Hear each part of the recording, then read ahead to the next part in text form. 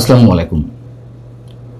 ভারতে অবস্থানরত বাংলাদেশের সাবেক প্রধানমন্ত্রী এবং আওয়ামী লীগ সভানেত্রী শেখ হাসিনা সে দেশের খুবই গুরুত্বপূর্ণ এবং প্রভাবশালী দৈনিক দ্য হিন্দুস্তান টাইমসকে একটি সাক্ষাৎকার দিয়েছেন, যেখানে তিনি বেশ কিছু বিষয় স্পষ্ট কথা বলেছেন, কিছু বিষয়ে ইঙ্গিত দিয়েছেন, একটু ধোঁয়াশা রেখেই কথা বলেছেন।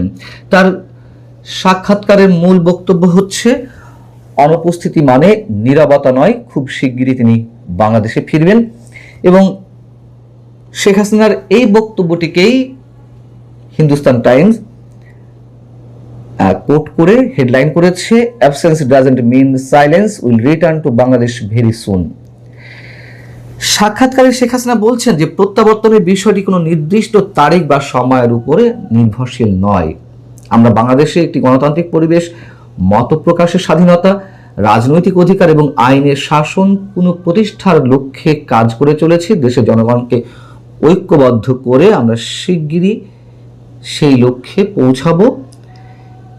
তিনি বলছেন যে, তবে আমি একটি বিষয় খুব স্পষ্ট করে বলতে চাই, আমার অনুপস্থিতি মানে আমার নীরবতা নয়। আমরা কূটনৈতিক পর্যায়ে, আন্তর্জাতিক আইনি কাঠামোর মধ্যে এবং বিশ্ব গণমাধ্যমের মাধ্যমে সক্রিয়ভাবে কাজ করে যাচ্ছে। তার এই সাক্ষাৎকারটি বেশ দীর্ঘ। আমি চুম্বক অংশগুলো শুধু আপনাদের উদ্দেশ্যে একটু উপস্থাপন করছি এবং নিজেরও কয়েকটি প্রশ্ন আছে তার বক্তব্যের প্রেক্ষিতে। হিন্দুস্তান টাইমসের পক্ষ থেকে প্রশ্ন ছিল, আওয়ামী লীগের ওপর নিষেধাজ্ঞা এবং আপনার বিরুদ্ধে অসংখ্য মামলার প্রেক্ষিতে আপনার প্রত্যাবর্তন কি সম্ভব? বাংলাদেশে ফিরে যাওয়াটা কি সম্ভব কিনা? তিনি বলছেন যে, যদি আওয়ামী লীগের রাজনৈতিক কার্যক্রমের উপর যে নিষেধাজ্ঞা দিয়ে রাখা হয়েছে সেটিকে কেউ স্থায়ী মনে করেন, তাদেরকে ইতিহাসের দিকে ফিরে তাকাতে হবে। এই নিষেধাজ্ঞা হয়তো ক্ষমতাসীনদের ক্ষমতার সাময়িক প্রয়োগকে প্রতিফলিত করছে, কিন্তু প্রকৃতপক্ষে এটি তাদের ভয়েরই প্রতিফলন। তারা আওয়ামী লীগকে ভয় পায় কারণ যদি দলটিকে সংগঠিতভাবে গণতান্ত্রিক রাজনৈতিক কর্মকাণ্ড চালানোর সুযোগ দেওয়া হয়, তাহলে তাদের পক্ষে রাষ্ট্রবিরোধী কার্যকলাপ চালিয়ে যাওয়া কঠিন হয়ে পড়বে। এ কারণেই এই নিষেধাজ্ঞা রয়েছে। তার এই বক্তব্যটি অবশ্যই আমার কাছে খুবই গুরুত্বপূর্ণ এবং সে কথাটাই আমরা শুরু থেকে বলে আসছি।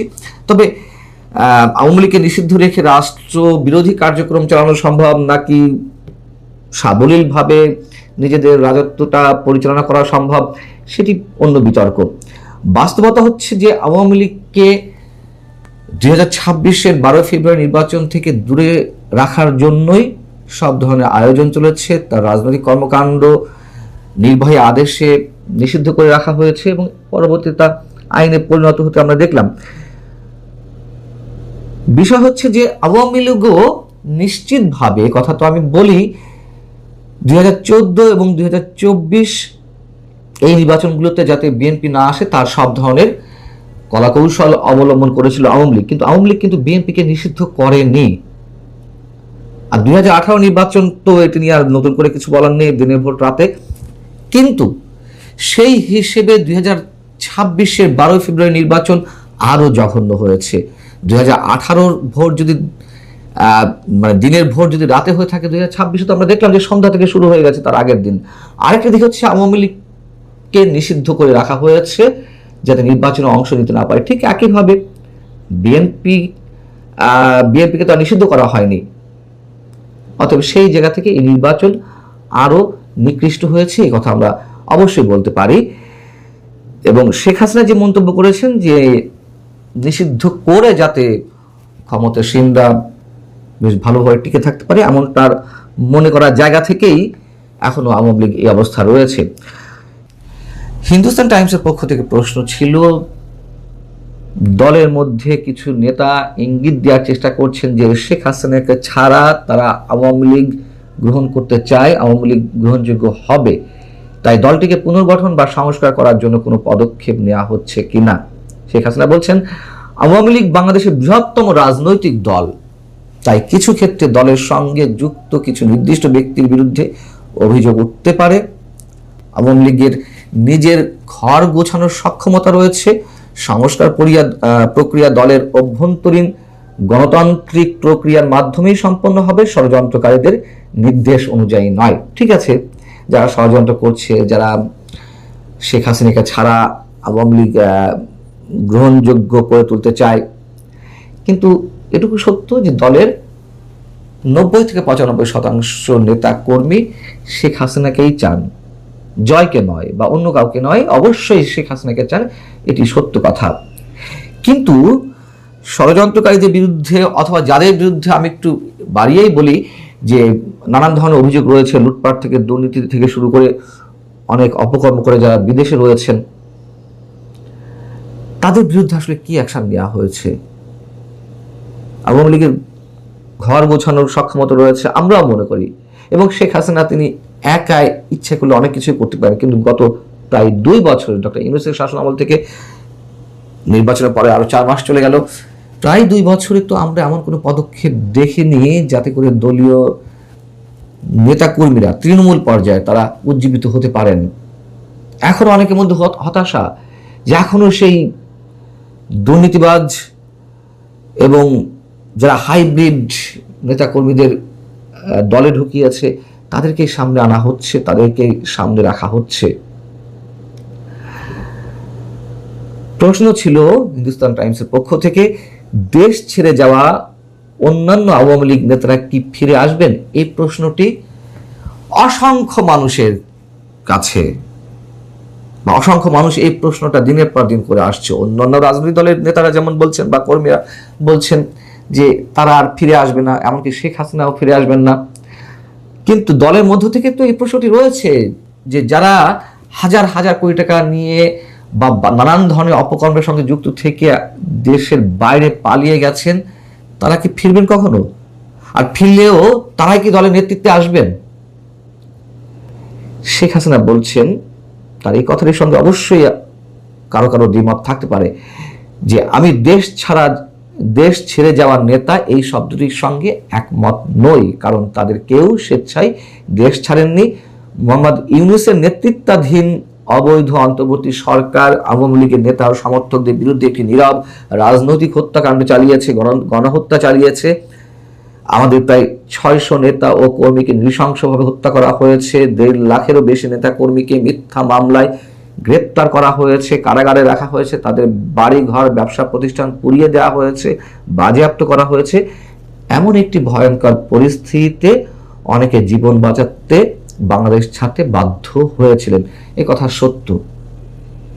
কিন্তু 5 আগস্টের আগে তো সবার ক্ষেত্রে এমনটা ঘটেনি। তারা কেন পালিয়েছে? কারণ তাদের নৈতিক ভিত্তিটা খুব দুর্বল ছিল, নৈতিক কোনো সাহস তাদের ছিল না যে দেশে তারা টিকে থাকবেন।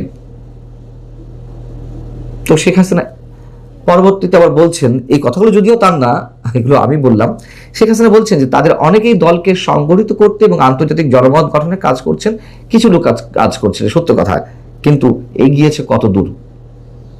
আওয়ামী লীগকে দলটি তো বিশাল সমর্থন পেয়েছিল, এমন কোনো কাজ আওয়ামী লীগ করেনি যে সমর্থনটা বাড়বে। ডক্টর ইউনূসের যে জঙ্গি শাসন, তার যে নানান ধরনের অপকর্ম এবং তার যে ভর কেন্দ্র ছিল এনসিপি, জামাত ইসলামী সহ আরো অনেকে, তাদের যে দুষ্কর্মগুলো, সেগুলোর কারণেই আওয়ামী লীগের প্রতি মানুষের আকর্ষণ ঘুরে দাঁড়াতে শুরু করেছে। কিন্তু 2 বছরে আসলে আওয়ামী লীগ মূলত কতটা এগিয়েছে সেটি দলীয় নেতা কর্মীদেরই প্রশ্ন। তিনি বলছেন যে আমি বলতে চাই, বাংলাদেশের ন্যূনতম গণতান্ত্রিক পরিবেশ এবং আইনের শাসন পুনঃপ্রতিষ্ঠিত হলেই তারা ফিরে আসবেন, মানে পালিয়ে যাওয়া নেতারা। কিন্তু প্রশ্ন হচ্ছে, এই নেতারাই দলীয় নেতা কর্মীদের দেশের মধ্যে যারা নানান ধরনের হামলা মামলা শিকার হচ্ছেন, কারাগারে হয়েছেন, তাদের কজনে খোঁজ খবর নিয়েছেন, কজনে পরিবারের দায়িত্ব নিয়েছেন, সামান্য ফোন করে কজন তাদের অনুসারীদের দেখভাল করার চেষ্টা করেছেন, অন্তত খোঁজ খবর নেওয়ার মাধ্যমে। প্রশ্ন ছিল যে তত্ত্বাবধায়ক প্রশাসন এবং বিএনপি সরকারের অধীনে বাংলাদেশ চীন ও পাকিস্তানের আরো কাছাকাছি চলে গেছে বলে মনে হচ্ছে, অন্যদিকে ভারত বিরোধী বক্তব্য বাড়ছে। আপনি এটিকে কিভাবে দেখেন?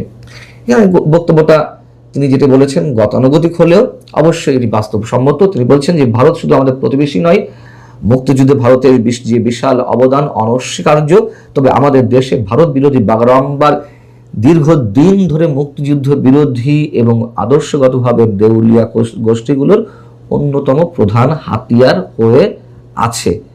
আমি এর সঙ্গে একটু যুক্ত করতে চাই, অন্যান্য যে প্রতিষ্ঠানগুলো আছে রাজনৈতিক প্রতিষ্ঠান, তাদের তো এক ধরনের পুঁজি, হালে নতুন যুগ হয়েছে, সাবেক ছাত্র সমন্বয়কদের যে দল এনসিপি, তাদের ভারত বিরোধিতার পুঁজি ছাড়া অন্য কোনো পুঁজি নেই রাজনীতিতে, এটি চরম বাস্তবতা। তিনি বলছেন যে ইউনূসের অন্তর্বর্তী সরকারও এই প্রথায় যোগ দিয়েছিল এবং আমাদের রাজনৈতিক প্রতিপক্ষরা যে বারবার অভিযোগ করার চেষ্টা করেছে যে ভারতের কাছে আওয়ামী লীগ দেশ বিক্রি করে দিয়েছে, তো সেটি তো ডক্টর ইউনূসের 1.5 বছরের শাসনের সময় কিংবা পরবর্তীতে বিএনপি সরকারের সময় কেউ প্রমাণ করতে পারেনি। খুবই যৌক্তিক কথা, এটাই বাস্তবতা। অথচ অন্তর্বর্তী সরকারের 18 মাস এবং বিএনপি সরকারের অধীনে তারা একটিও দেশ বিরোধী চুক্তি পেশ করতে ব্যর্থ হয়েছে, মানে যেটি বললাম যে প্রমাণ করতে ব্যর্থ হয়েছে।